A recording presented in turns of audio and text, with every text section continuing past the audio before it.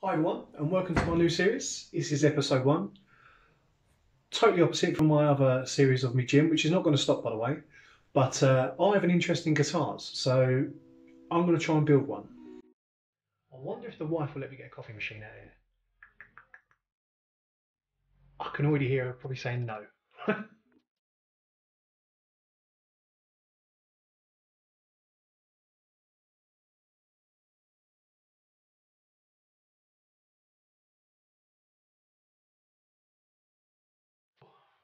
Oh, I swear to God, I have an ADHD. I'm already thinking about my second guitar. I haven't even built my first one yet. Now, it's been an ambition of mine to build this instrument for probably about over 15 years now, because I've had an interest in guitars and guitar playing for nearly 20 years. And obviously, during all this situation with lockdown and everything, I've decided to get myself a guitar kit to look at in a T style and build, hopefully,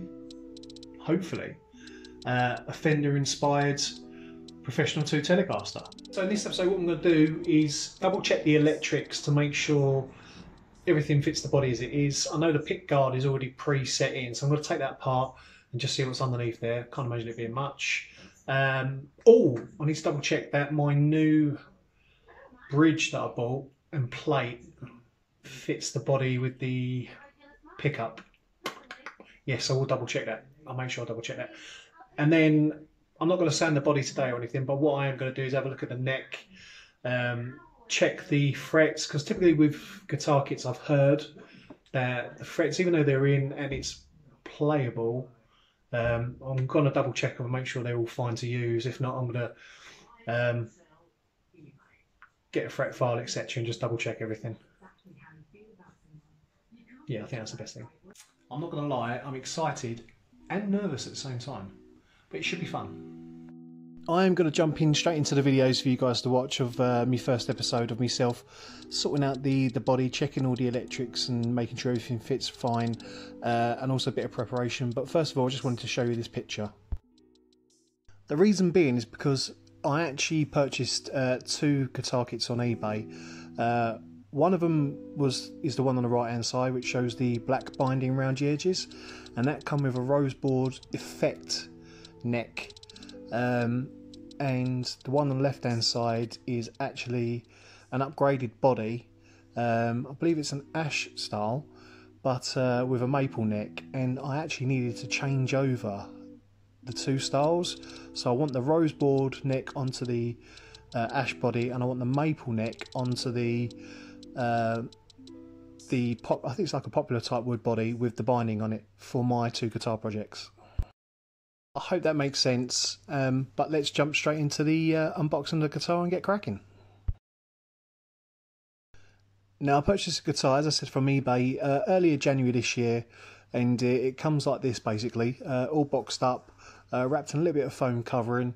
Bit surprised that there weren't much more protection, especially as I'm taking this was made in China and shipped over.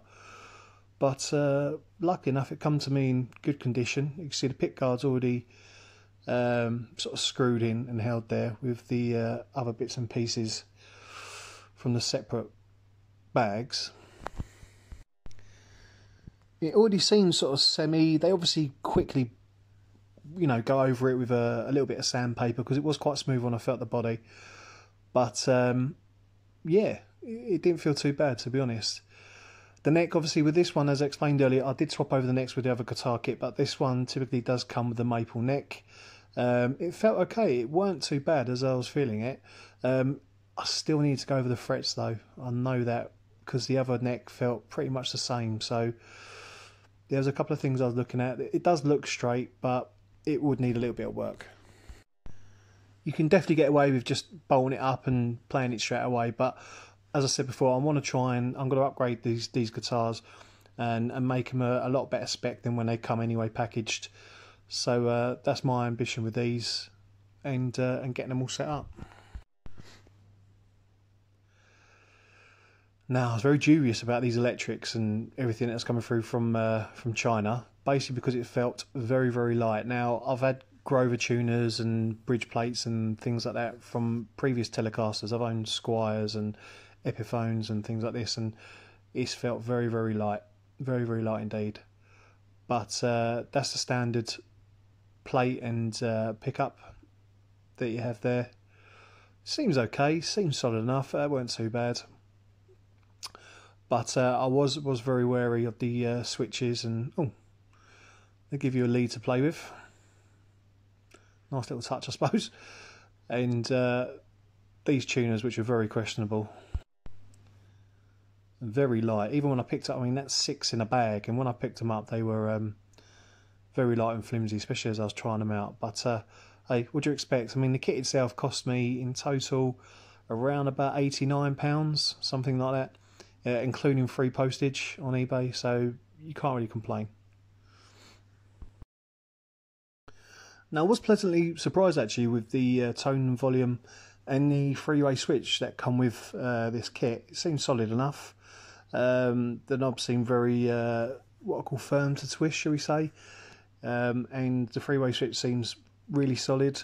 As I said, this is sort of pretty much pre-wired style kit, so I don't know anything about wiring, which I'm going to have to teach myself and learn, but it all seems relatively easy enough and straightforward. But yeah, pleasantly surprised with that, and more than happy to stick that on the guitar. So after checking, there weren't any major dents or scratches on the guitar or the equipment, and it wasn't in very good nick, to be honest. I also was thinking about my upgrades that I'm going to do to the Telecaster.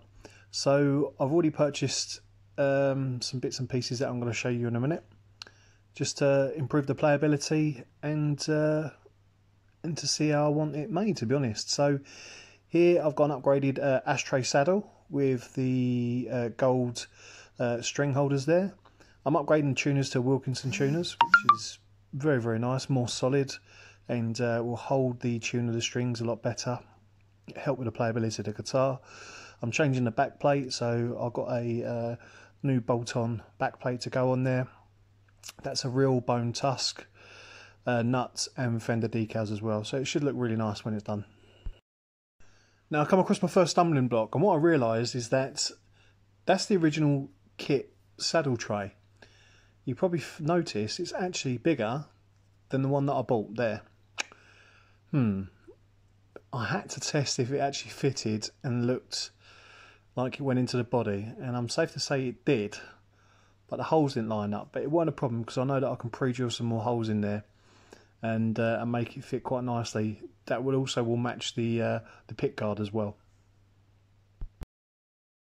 So I just want to give you my point of view basically on these tuners. You've got the kit guitar tuners, which are these ones here, very light. They probably did the job, you know, quite well if you're new to playing the guitar and just want to put a quick kit together. But for me, they weren't good enough, so this is why I purchased the Wilkinson ones. A lot heavier, felt a lot sturdier, and a bit more stabilisation, I think, with the strings, so you won't go out of tune so much. So I was very happy with that upgrade, to be honest. So my first job was taking the new pickup out of the original kit guitar saddle and change it over into the new one that I bought on the ashtray version, which is just slightly smaller. So I just wanted to test that it all fitted the body fine. Don't worry, I'm going to speed this up now. I'm not going to bore you with 2 minutes of me turning screws, etc. So let's speed this through up to the end part. Safe to say it all come apart really well. The pickup fitted nicely into my new ashtray saddle, and yeah, no problems sorting that out straight away. And it took me a couple of minutes, and yeah, it looked really good. Really happy with that. I then just put all the saddle, the electrics and everything back into the guitar, and just wanted to test the neck felt really good and fitted fine. And yeah, as I said, it fitted really well, considering this neck come from the other kit.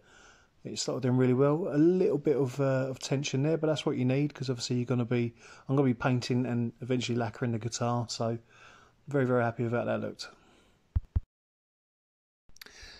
Now, just basically going through and feeling the neck profile and how it sort of felt, and I did notice that there was a couple of little sharp edges on the side of the fretboard.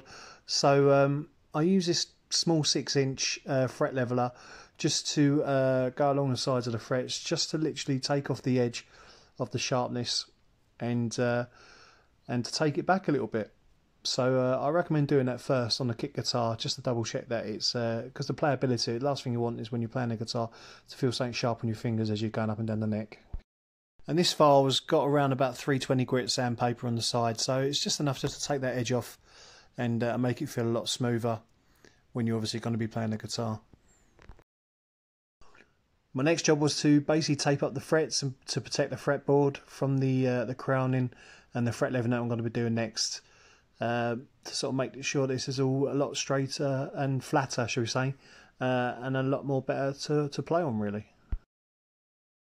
After finishing off all the masking tape, I then realised, like a donut, I had to tape up the sides where the fretboard goes, because the back's maple and I'm actually going to lacquer that. Now I'm going to speed up this process and just take you straight through to the end. It's basically just taking off the edges and cutting it back and making sure it's easy enough, ready for me to go with the leveling file, really. I don't know about you, there's something satisfying about watching this in fast motion. Is that what you call it? Fast motion? Not too sure. But yeah, it's quite satisfying. So I'm just going to get this all finished off now and show you the end result. So now that's all finished, all taped off. I wanted to then get a Sharpie.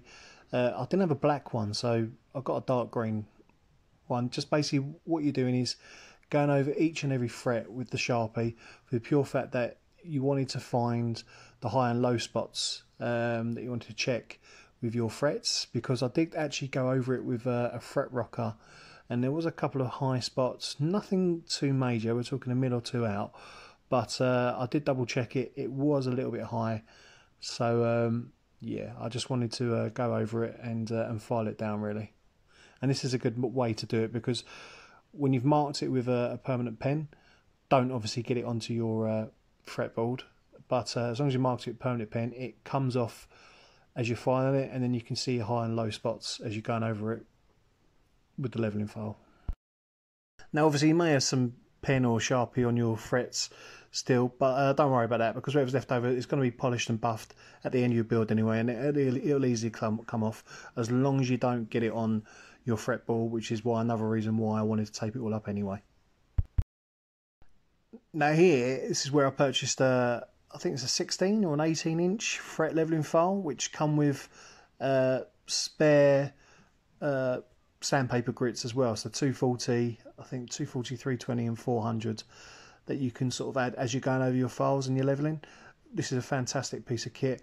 I actually got it for a company called Hellfire. I believe they're based here in the UK in Manchester, but I was really pleased with their service and everything. So yeah, I'd definitely recommend looking up these guys and getting some kit of them. And yeah, they seem to do a good job. As you can see, obviously going over the files, the dust builds up relatively quickly onto the fretboard, and you do get micro stainless steel dust as well, which is something that I just got a nice clean paintbrush, and I can brush it out as you're going over, because you don't want to get them trapped into the fretboard, because again they will come out and they will splinter as well, and the last thing you want is little metal splinters in your fingers when you're playing. So yeah, just bear that in mind when you're filing it down. It is metal you're filing, so make sure you brush it off and get rid of all the dust and excess all the time, really.